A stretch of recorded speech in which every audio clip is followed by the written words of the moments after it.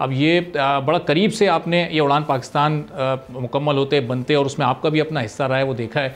अब इसमें जो टारगेट्स रखे गए हैं बड़े एम्बिशियस वो समझे जा रहे हैं कि बहुत मुश्किल और चैलेंजिंग सिचुएशन होगी उस तक जाने के लिए, क्योंकि अगर $60 बिलियन की एक्सपोर्ट को आपको हासिल करना है तो हर साल जो आपको ग्रोथ चाहिए वो $7-8 बिलियन की चाहिए। ये कैसे सब कुछ मुमकिन हो सकेगा?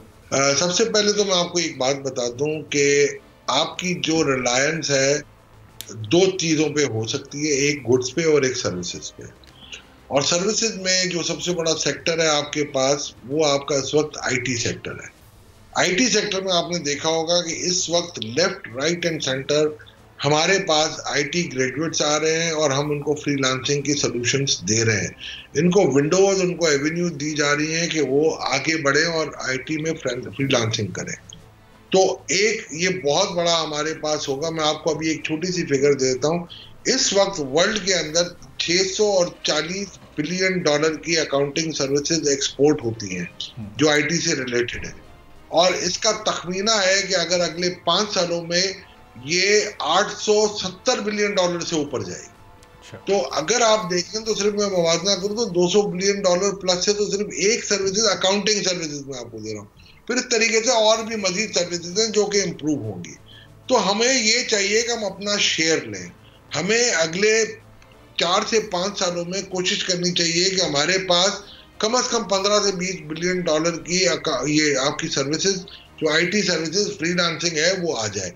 अगर उसके बाद अगर आप देखें दूसरी आपकी कुछ चीजें होती हैं जिसको आपको हाई एंड एक्सपोर्ट्स लेनी पड़ेंगी और आपको उन चीजों की तरफ तवज्जो देना पड़ेगा। इस वक्त हमारा फोकस सिर्फ टेक्सटाइल होता है।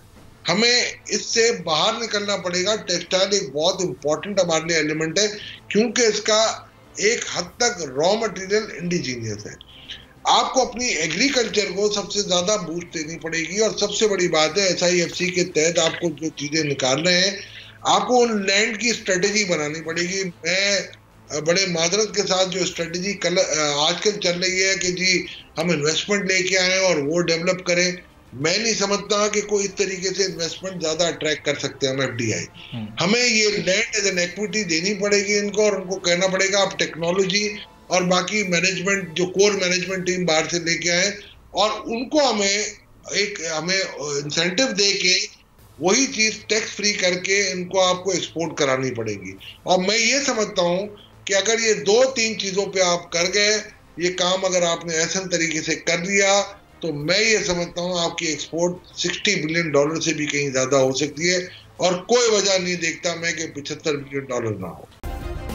सब्सक्राइब करें और बेल दबाएं ताकि कोई खबर रह न जाए।